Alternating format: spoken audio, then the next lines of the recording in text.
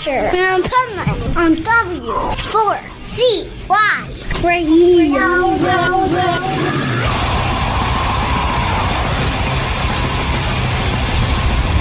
This is the Pipeman here on the Adventures of Pipeman W4CY Radio, and I'm here with our next guest who has some killer new music that we want to talk about, a new single, and oh my God, I love all the story about the whole thing. So let's welcome to the show, SYMETRIA. How are you? Good. How you doing, man? Good. So now I have the most important question right now. Most Absolutely. important. Did I pronounce your band name right?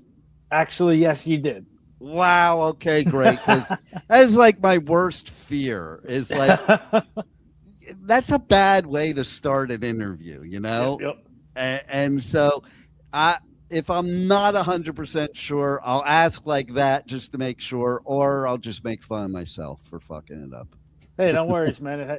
It's happened so many times. We've joked around that we got to pull the old Leonard Skinner pronounced SYMETRIA for one of these albums at some point. Right? Exactly. And nowadays it's so hard to find a band name that band names are misspelled. They're pronounced differently than you would think. So I never assume with any band name Right. that I'm pronouncing it properly. Right. Because you never know. So you're celebrating 10 years. You have a new EP, an expanding tour schedule, a lot going on. So let's talk about the new single and lyric video, The Game. All right. So tell me, because I know you guys have like a story behind that song, and I want our listeners to hear the story about behind that song. Yeah, I mean, if I'm not mistaken, that was the first one that Matt really helped us finish writing. So that's, pretty important right there, right off the bat, as far as that piece. He's the newest member of the band coming in. And beyond that, lyrically speaking, it's really about what I call like the game of life, right? There's two games going on that most, from my experience, most people don't fully realize all the time. You got, the game of life where you're playing to win in your life and you don't really think about anything before you, anything after you, or anything like that. And if you're playing it to win that way, you're not really doing much other than, kind of serving yourself. And at the end of it all, if everybody's playing that way, well, then the big game that most people miss out on, the eternal game, gets missed out on completely. And eventually it all falls apart, Yeah. Totally. And that's what I love about the song is that story behind what it really means, because, people listen to songs, they think they know what it means. And sometimes they may be right, or maybe it's their own meaning. But I think we're really in 2026 playing that game of life. Yeah, and, man. I kind of want to jump off the game board, to be honest. I hear you. Like my wife and I were talking, she's like, what do we do? I'm like, you know what? We just do everything we can to make the world as good a place as possible so that when we come back, we find each other sooner and it's better than it is now.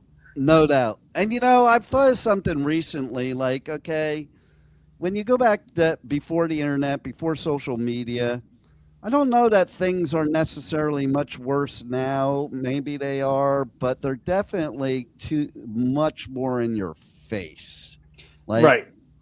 And so I think some of it shouldn't be so much in our face because, I don't know, it just creates people being a bunch of miserable people because they can't escape all this crap. And there's always been crap as long as there's been politics. Well, and, it's like, there's an over-under here at some point, right? We get to a point where who asked for some of this stuff we're getting?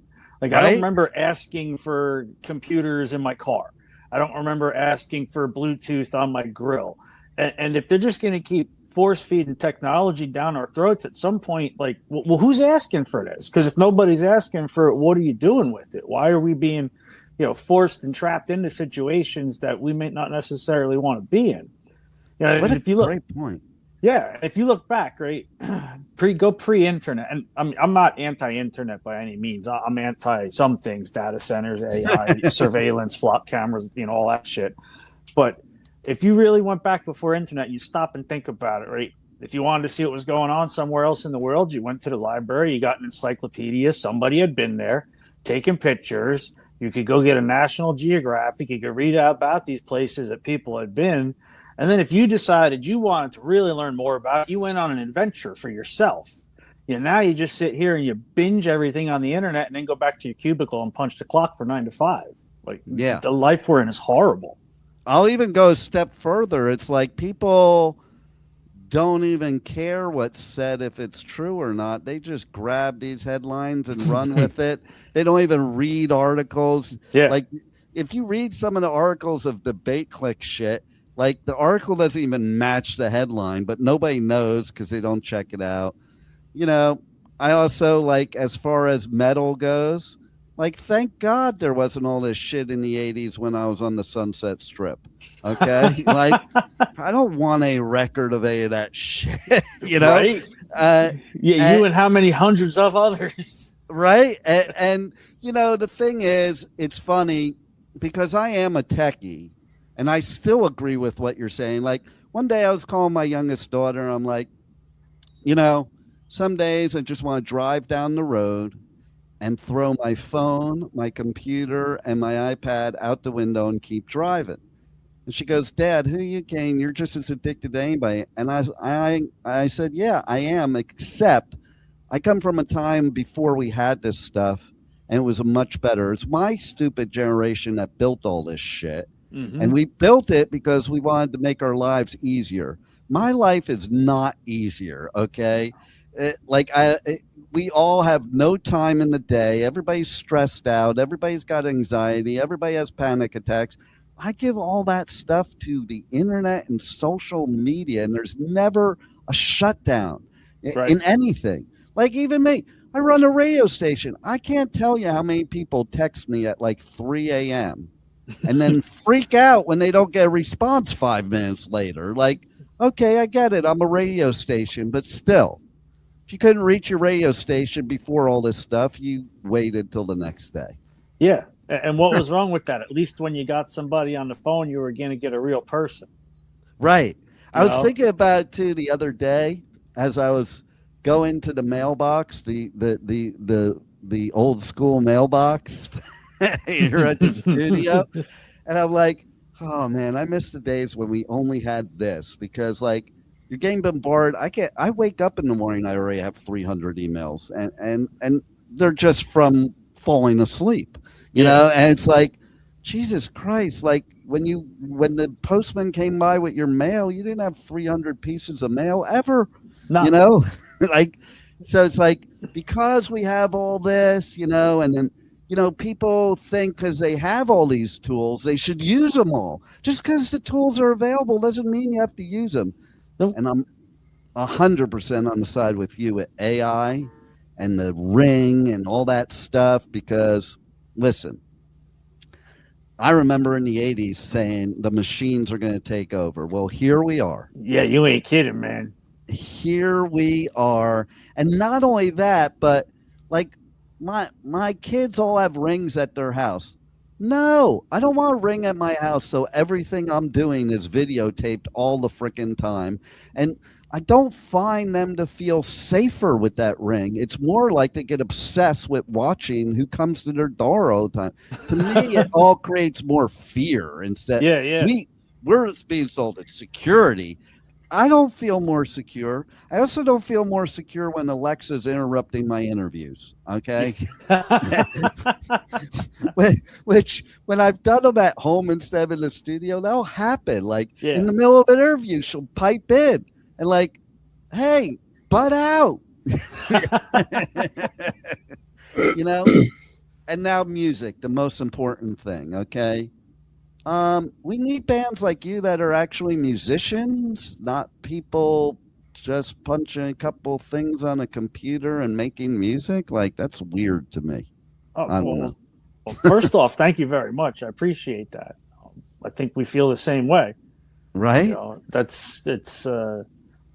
Music's it's got a life of its own, and you got to know how to curate that life within it as you're putting it together. And you don't get that with a keyboard and a synthesizer the way you do with real instruments and real creativity. Exactly. Right. And to follow with that, like, I like all types of music and all that, but you can't call some like a DJ, for example. You know, they're touching buttons here and there. You can't call them musicians because what are they doing musically? Exactly. Like I don't even get. I mean, I did get it when I had to do press coverage for once. I'm like, okay, I get this, but I don't get the whole idea of a DJ concert.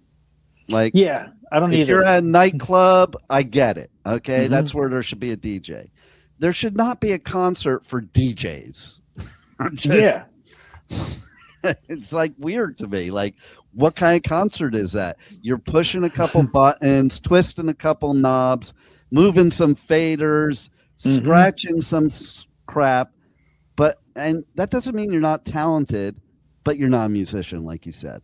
Well, if you go one step further, you go over to some of the other countries, they got concerts for holograms, and the whole things are completely CGI generated, and the music is all AI generated. It's just garbage.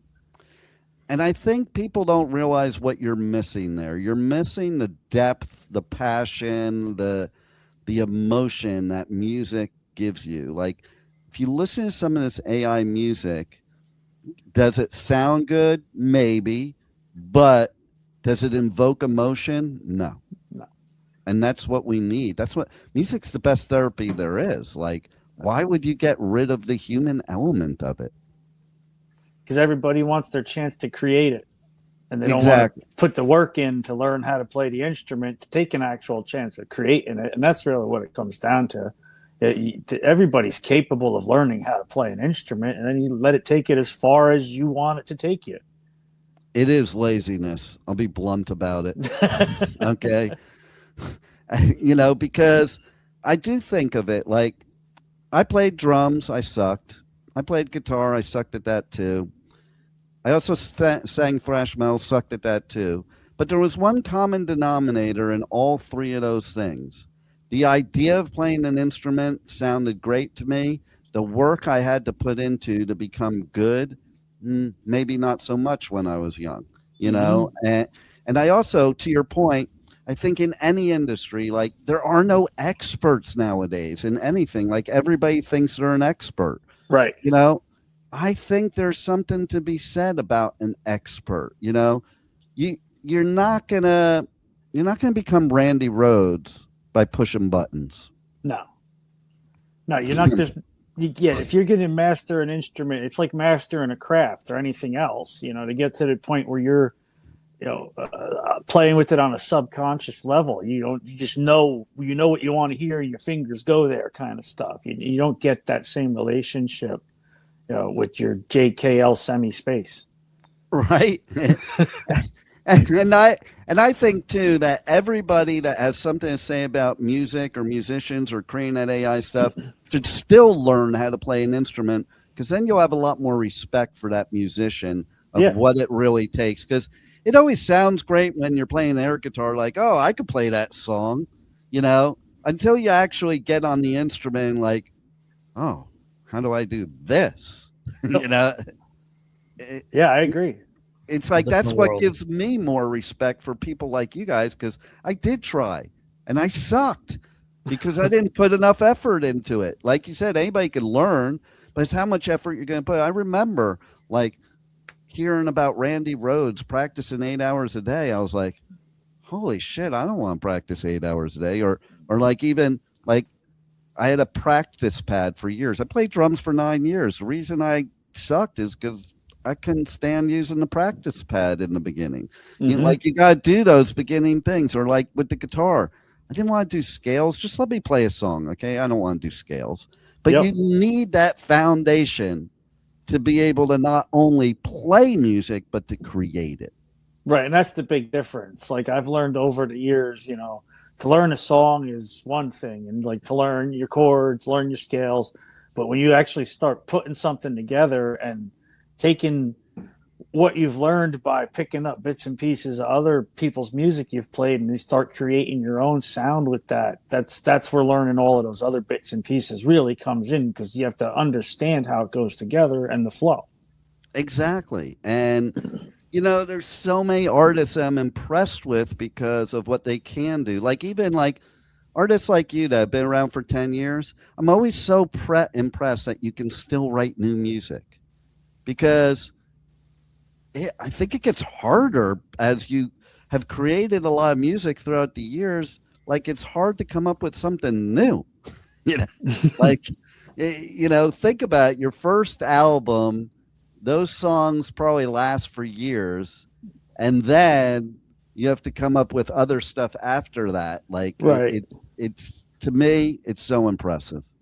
Yeah, well, I mean, I think part of it is just the fact that so much of like the lyrical content, especially, tends to revolve around a lot of what's going on in the world at the time the stuff's written, right? Yeah. So as long as the guys are able to stay creative in what they're doing musically, my part's a little easier because I get to draw more influence on what's current today versus does this sound like something we did on 2 albums ago kind of deal. Well, exactly. And it's like, you take certain bands that were like teenage bands that their music still is kind of teenage. It's like, how relative is it if you're still writing teenage music when you're in your 40s, 50s? Oh, yeah, it's got to evolve. Exactly. If you want to stay relevant and current and keep attracting new people and keep people paying attention, you got to be singing about and writing about stuff that's going to do that. Exactly. And I'll even go a step further with it. And the fact is the one thing I will say positive is, man, it makes me sad that you could take songs written in the 80s by like metal and punk bands, change the names in the songs, and you could still have the same song today. That blows my mind. Like, how are we still writing songs about the nuclear war that's going to blow up the world? Because the threat's bigger now than it was then, unfortunately. Exactly. And it's like, it's crazy. Fuck. Like, how come we're not over this shit already, And so, yeah, like, so your song, like, to me, it just says it all. The game just says it all, because life is kind of a game too. And, sometimes that game is good, sometimes not so much. And so I love when you write a real song that people can actually relate to. That's the goal, honestly. I mean, and the goal at the end of it all is to have stuff that everybody can relate to in some way. And if it's not one song, it's another one. And if you're not liking, this particular album, you might like a different one. This EP wasn't your flavor, you'll like something else. Exactly.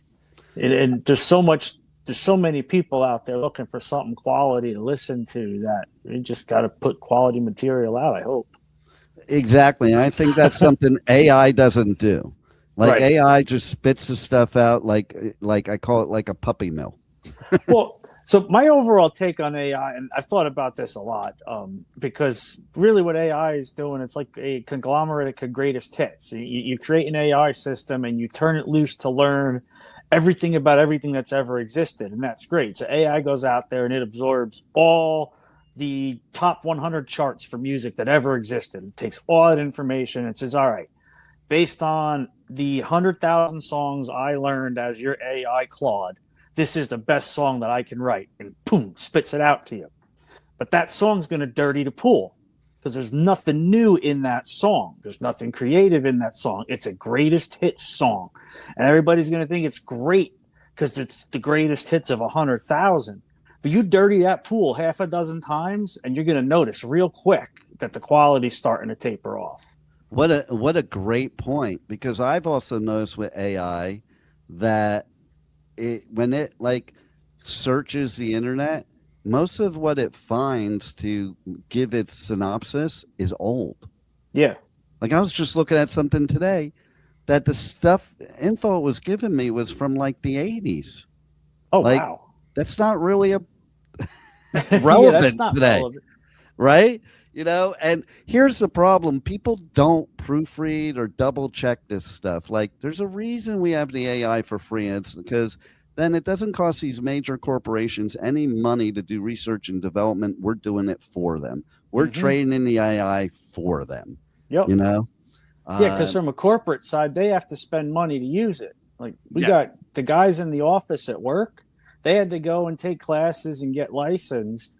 And now whenever they use it, you have to use like crypto tokens to run the AI algorithms. It costs money to use. Yeah. And that's companies aren't realizing that till it's too late. They're already, some of them are already starting to regret the amount of money they're having to spend to get quality products out of the AI service. Exactly. And if there was a live concert you were doing and all the technology took a shit and was gone, you could still do that concert because you're a musician. Yep. What's that artist going to do that only created music using AI? Yeah, forget that. What's the guy who's going to do who can't sing without auto-tune? Well, yeah, well, there you go. I mean, we could go worse than AI if you want. But, right. We could go down the whole rabbit hole there. But you're absolutely right, man. I remember back in the cover days, 20-something years ago, we were playing this little dive bar way up north in Pennsylvania, and we tripped a breaker. So the breaker trips. The only thing left is the drummer and me. Everybody else is gone, and we're playing "Living After Midnight," and the whole bar jumped in. Nice. And it still sounded good. I was still singing. We had a backbeat going with the drums, and everybody else just chimed in and sang along. I love it. I love it. The mainframe didn't shut down. And speaking of performances, you just got done. Like, I go on tour and I do festivals all over the U.S., UK, and Europe, and I am a Jersey boy, and I didn't even know about this festival you just did. Yeah. The New Jersey Metal Fest 11. How was that? I want to hear about that. Matt, why don't you take this one? No, yeah, I thought it went really well. I mean, it was one of our better performances, I'd say, up there with, or at least when I was in it, because the first show I was in with SYMETRIA, we played at Reverb in Reading, and that was like, the guys said, "Oh, that was the best we've done." But at Metal Fest, I thought it was up there as far as like one of our better shows because the crowd was involved, and I mean, yeah, in the heat of the moment, like I'm thinking, oh, I'm playing too fast, but I watch it back and I'm like, oh, I was actually on time. It's crazy what adrenaline will do to you. Right, exactly. And you guys will be back on the 25th at Reverb. Yeah, So we are. Cool. Yeah, we're back at Reverb at 25th, and that's with Metal Church, Heathen, and All Sinners. They're coming through with their first leg of their Dead to Rights tour, and we picked up the local slot for it. Nice. I love it. And yeah, playing with Metal Church, that's cool. I remember seeing them in the clubs way back in the 80s. So. Oh, yeah, we're pretty stoked about that. Nice. I love it. And so how did you guys get together? How did this happen? Mm-hmm. As far as what, Matt coming in or the band as a whole? Yes. Yes. So fun. So really, my mom, she's never on Craigslist. Like she's usually just, I don't know, she's usually on Marketplace or something like that. And she happened to be on it one day while I was up at school because I went to Albright College in Reading. And she texts me and she's like, "Matt, there's this band that's pretty local to you that's looking for a drummer." And I'm like, all right, sure, that sounds good. So I reached out. Vince sent me the Where Do We Go Wrong EP. I learned the parts for that. Showed up. There was another guy there who was he auditioned before me, but then I went up and I did my thing, and they and the guy said to me after, he was like, "Yeah, you beat me on that." I love it. So here we are. That's amazing. It almost sounds like a Metallica story because that's how James and Lars got together. An ad. Yeah. It's so old school. I love it. And especially Craigslist in today's day and age, right? I know, right? Threw it up on Craigslist to see if anything would happen, and so many people spend so much. It's so hard to find players anymore, especially at this level where you still want somebody that lives local that you can get together with a lot and stuff like that. I understand when you get further up the line, you can be further apart and pick and choose who you use and stuff because everybody's doing it full time. But we all have jobs, so we're lucky to get together twice a week to keep working on stuff. And having somebody local is really hard. And we found Matt. I think Kenny told us. I think we found Matt within 3 months of Kenny saying that he was going to be stepping out without a problem. And we're sure Matt's not a serial killer, right? Because that's a lot that comes off of Craigslist too. No. No, Well, it wasn't me on Craigslist. It was my mom. So she's got to get looked into. Oh well, we have to worry about your mom then. Okay, keep an eye out for her. No, but I think coming up on being officially in the band almost a year. Yes, September, right? Would be a year. Yeah, September will be a year. So safe to say, I haven't killed anyone yet or have any ideas. That we know of. That we we know. know. Well, yeah. I don't want to see you guys like a made for Lifetime movie or anything. No. The only serial killers we keep around is Milk. Don't worry about it. Right? I love it. That's great. So tell us what else people should know about SYMETRIA. Well, yeah, so outside of the Metal Church show coming up, a couple weeks after that, we're playing a fairly local show up here at the Schuylkill County Fairgrounds for the Veterans Association for the coal region. They're doing a 2-day festival to raise money and awareness for the veterans. Some national acts are coming in, a bunch of local bands are playing. And then we got Labor Day weekend, we are heading out to Ohio to play the Smoking Coals rally in Bloomville. Nice. That's our first time on something that big. I believe like Lita Ford, Hinder, and a couple others of that scale are headlining that one. 2 weeks after that, we're in Allentown at a local place called the Allentown Arts Gallery. And then November 1st, we're down in Birdsboro with friends of ours for their annual big B&R Fest, they call it. It's a big local metal band concert with a bunch of bands that have been in the Reading area for anywhere from 10 to 30 years, depending on who's there. I love it. And I love that you're going to be playing with Lita Ford. She's actually come in our studio here because she lives in South Florida. Oh, cool. And she is cool as hell. Like, you never know sometimes with people. Right. But that's why I find the icons like her are always the ones that are cool as hell. It's usually the bands that think they're icons and aren't that are not cool as hell. It's like you mentioned Leonard Skinner. I interviewed them 3 times before Rosington died. Okay. And those dudes, they're just good old boys. They have no clue that they're Leonard Skinner like they do, but, not by their attitude. They were just laughing the whole interview. Like they're just having a good time. And that's the way it should be, man. It's music. Yep. You can't take yourself too seriously. No, take serious about your craft, but not about who you are. Yeah, if you're blessed enough to be out there doing it at a professional level, it should be fun. Oh, you know what? At any level. Yep. If you're not having fun playing music, that's the wrong career because most of it sucks. It's the music part that's supposed to be fun. If you're not having fun with that, like, where are you going?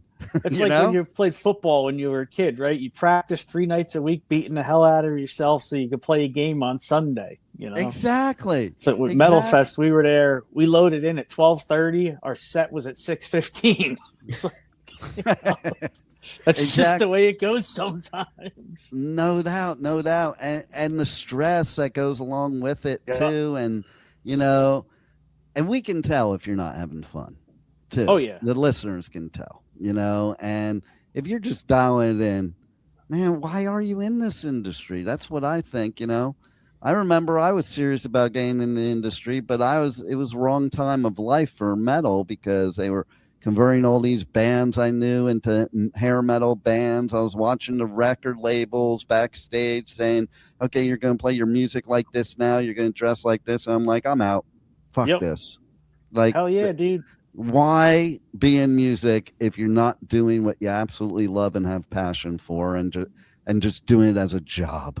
Well, that's why we're still here. I mean, I'd be lying to you if I told you I didn't turn down the 360 deals and the bullshit deals and stuff like that. I was blessed to have the right people around me. and I knew who to ask questions, and it was like, yeah, no, man, you don't want to mess with none of that stuff. See, that's key too. I think a lot of people don't realize that because, like, yeah, going back to the 80s, the record labels were the ones giving the artists all the drugs and alcohol and women and debauchery because while you were like out of your mind, they were taking all your money. Yep. You know? And then when it was all done, they told you how much you owed them for going on tour. Exactly. Exactly. Oh my God. Like, I definitely, you're flashing me back to a lot of stories of friends of mine and what they went through. And, yeah, you know, like, it's funny because you take somebody like Metallica, and that's where they were kind of smart because they got past that part. They left LA to get away from that, you know, and it is pretty funny, though, because I am originally a Jersey boy, but my dad, 1980, comes up to me. I was 12, and he's like, "Pack your bags. We're moving to California in 3 days." And so, like, I thought it sucked when he said that. Now looking back, well, that was great. What a perfect time to end up at the Sunset Strip. Yeah, no shit. And that whole area. And then I went back to Jersey for college, and I kind of laughed because, like, so I was at Metallica's first show ever.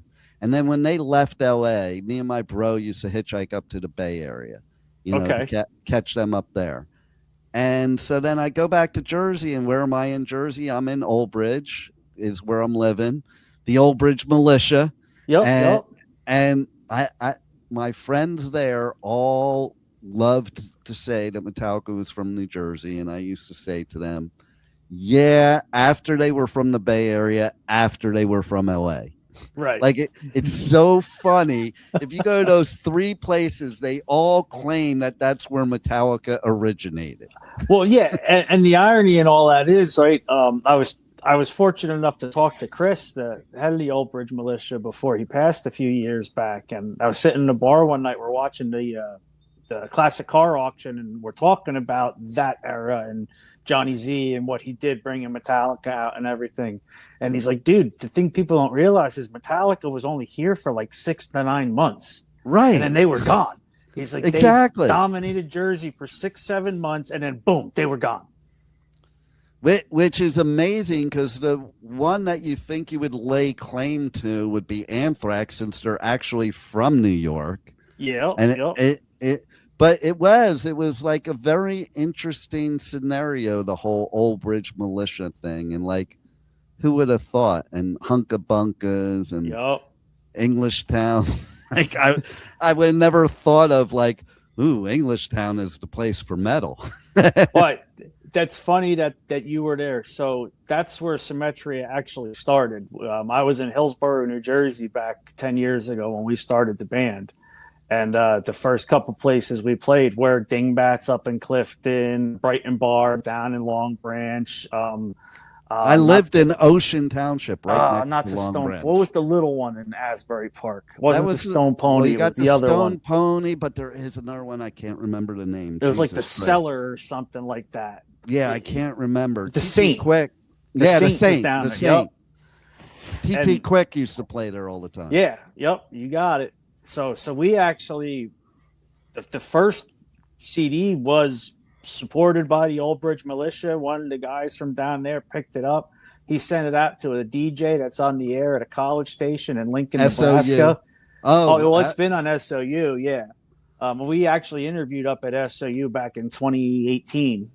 So, nice. And then, so they were really supportive of us early on. So it's pretty cool that you were tied up with them too there. Yeah, it is kind of wild. Like, I think about in the different scenes I was in, and like it's so wild. It's almost like then was a cultish time.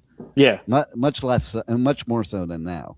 Now, like, listen, we didn't listen to any metal if it was played on the radio, besides something like SOU. Right. SOU was okay. You know, but if it was played on like PLJ or some shit like that, nope, I'm out. And now you got like bands like Lorna Shore that are like rising in the pop charts. Yeah. And I'm like, wow, It's wild. It's definitely an interesting time. Right? You know, they say metal's dead. I don't know. I go to these festivals where there's over 100,000 people. I don't think it's dead at all. I think that's what they want you to believe. I think we've seen a lot of stuff, coming back. I mean, I even saw a post the other day, Timmy McMurtry and Billy Milano from MOD finally buried the hatchet, and they're, stopping their feud and talking about like doing stuff together and things. Wow. Like you're talking I've seen so many of the older heads getting active again and working problems out with each other and just doing the right thing for the music finally. And you're older, so you're not as much of an asshole as when you're younger. Yeah, sooner or later you got to calm down, right? Exactly. But I do know that, like, I was really bummed out. Last year, one of the festivals I do was going to have SOD, but it was tribute to SOD, but it was Scott Ian. It was Jamie Josta was going to sing. Okay. And then it was Scott's son playing drums, which he's really, really good. And who was it on guitar? Was it Demo? I can't remember who it was on guitar. And it was like, I was so excited, and then it got squashed because Billy Milano was like, nope, you guys. Yeah. He didn't. I guess he didn't squash with Scott Ian. Yeah.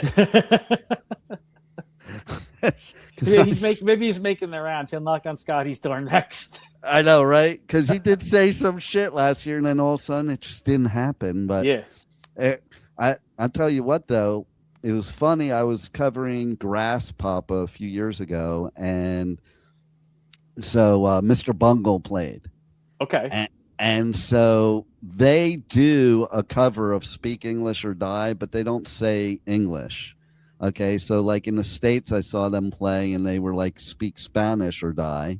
And then there, they called it Speak Flemish or Die, because that little part of Belgium where that festival is, that's their language. Okay. You know, there's like 3 languages in Belgium, but that one is just for that. Like, imagine if you had your own language for Reading. Right. That's what it was like. Well, you kind of do. Let's not be wrong. Well, that's true. That's true.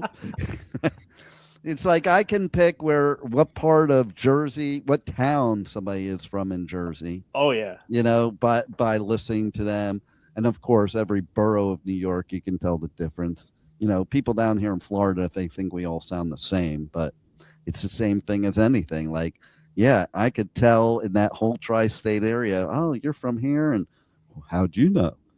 They obviously know how you know because you're from that area. Right. So how do people reach out to you guys? Check out the new music, check out the lyric video, and everything else. Yeah, so basically you could pop in the band name just as it's spelled, SYMETRIA, SYMETRIA, into wherever you search your music, and we'll come up. We're on Apple Music, we're on Spotify, we stream on Tidal, we stream on Deezer, YouTube Music. We have a YouTube channel that has various concert videos, live footage, as well as the lyric video for the game is up there. You could check it out there. Our Facebook page you could find on Facebook, SYMETRIA Band, and you can follow us there. And we're in the process of getting a website launched because after 10 years, I guess it's time. It might be time. It might be time. Just in time for people to not use websites. Yeah, that's about where we're going. But actually, it'll be nice to be able to get merch out to people on a broader scale. So that'll be one of the biggest tools for it. And it gives me a spot to park the EPK. And with hoping to grow and continue on at least the festivals and get on out tour once or twice here in the next coming years, having that EPK online will be a big deal help. Nice. And so if a video game was going to use your song, The Game, which video game would you want it to be? That's a question for Matt, because I haven't played video games probably in 30 years.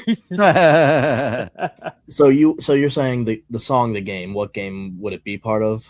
What game would you want it to be part of? Yeah. I'm going to say Doom, any of the Doom games.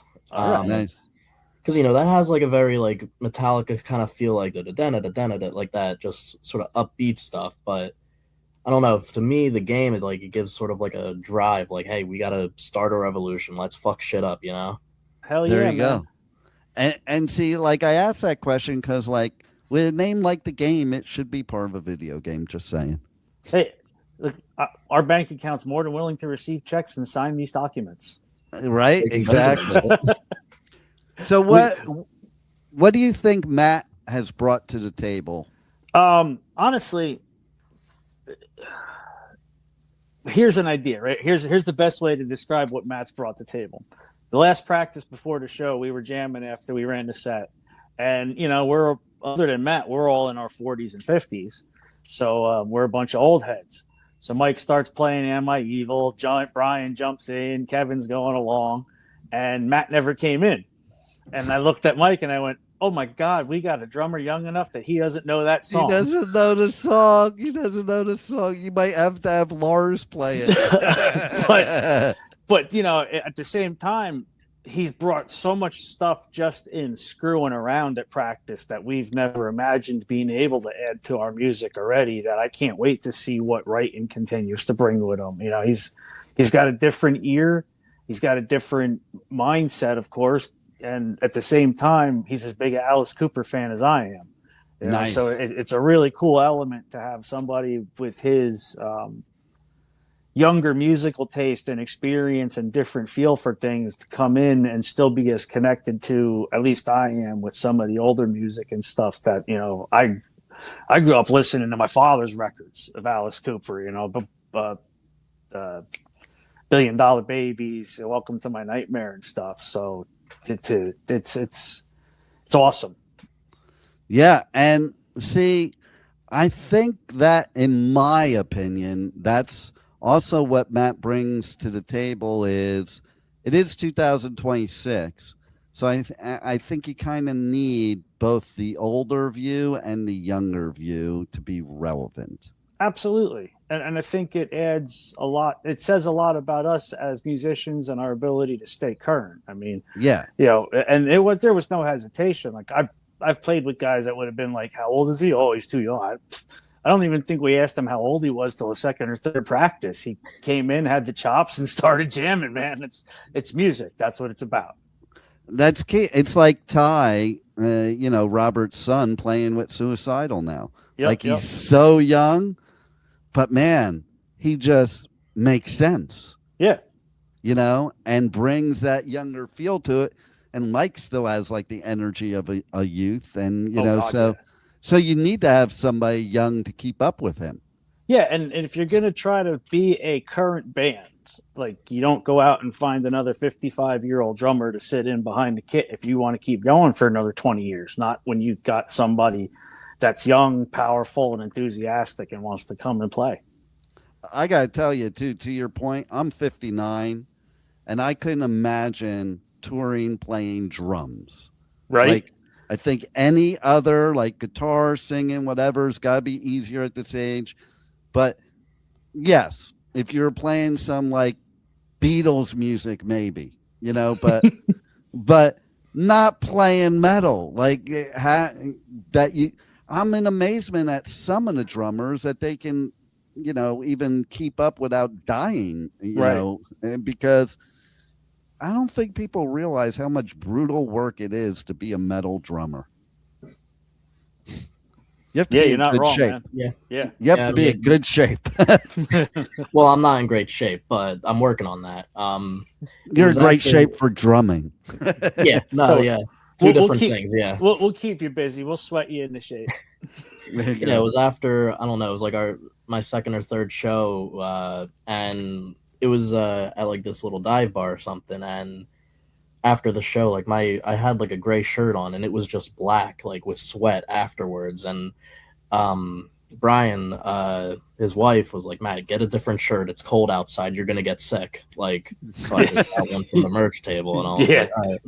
Yeah. Oh my God, I love it. Because you brought me back to a Slayer show I was at Lemore's in the middle of winter. And I was sweating from head to toe and walked outside. I didn't feel it for like 15 minutes, but it was, I don't know, it was like 0 out or something like that. And I was like, dripping wet. And yeah, I was very grateful for the drive back because Oh yeah. Even with the heat, it was still like, oh yeah, I can feel every inch of my skin. right. And then once it's clammy, forget it. Now you're just cold. Yeah, Exactly. Like that's another thing too. Being a drummer in the different weather, like even the fact of playing here in South Florida as a drummer, Jesus Christ, with it being feels like 109. How are you drumming? And that humidity. I'm like, oh my God. Like there's some bands I've interviewed down here or at like Rockville, and I'm like, how do you even dress like that on stage, man? Like I moved down here and I'm permanently, I have two types of shorts, my summer shorts and my winter shorts. The winter shorts are a little longer and a little thicker. Okay. That's the extent of my winter down here. So I can't even imagine. Yeah. I can't even imagine performing anything on stage down here. I have a hard enough time doing press with that weather. It's like, but getting up on stage and giving all you got. See, these are things I like to point out to listeners that they realize that there's a lot that you guys put into a live show. Mm-hmm. You're not just having fun. Are you having fun? Yes, you're having fun. But there's a lot of effort and sacrifice and work that goes into that. And I think everybody needs to know that it's not like, oh, look at them, they got lucky, and they got a dream job. Yeah, I'd like to see most of those people say that, do what you guys do, to be honest. Oh, well, thank you. Yeah. I mean, it does like mad respect, and even the fact of doing festivals. Okay. So you guys know about like festival flu, and I get it all the time. You're breathing in that dust. I always wonder how artists are up there playing, especially singers, and singing while that dust is going in your throat. Because I get that while I'm doing interviews, and like I lose my voice first day, right, of doing interviews, and I can't breathe, and my nose is stuffed up. I'm like, man, mad respect for singers going out in this environment. And you got the mosh pit right in front of you, so the dust is going right in your mouth.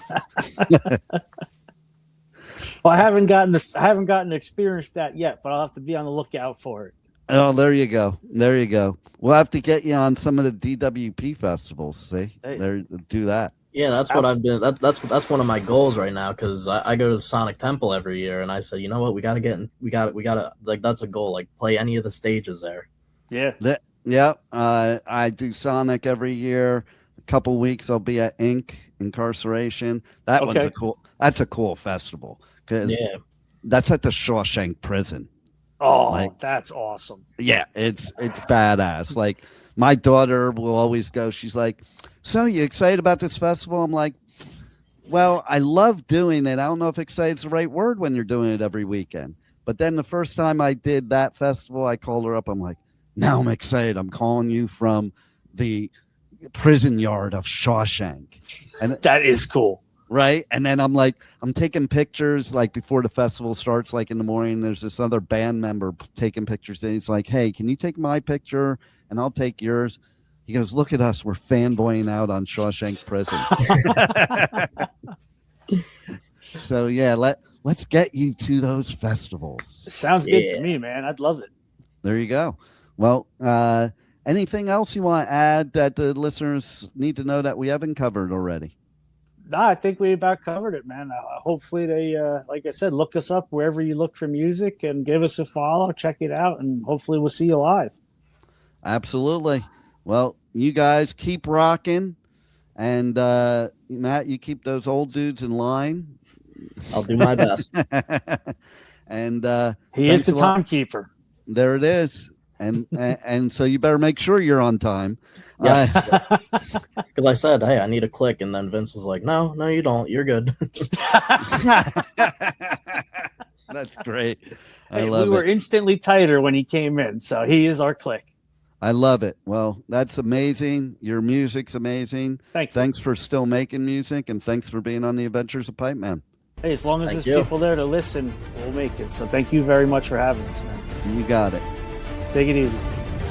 Thank you for listening to the Adventures of Pipeman on W4CY Radio.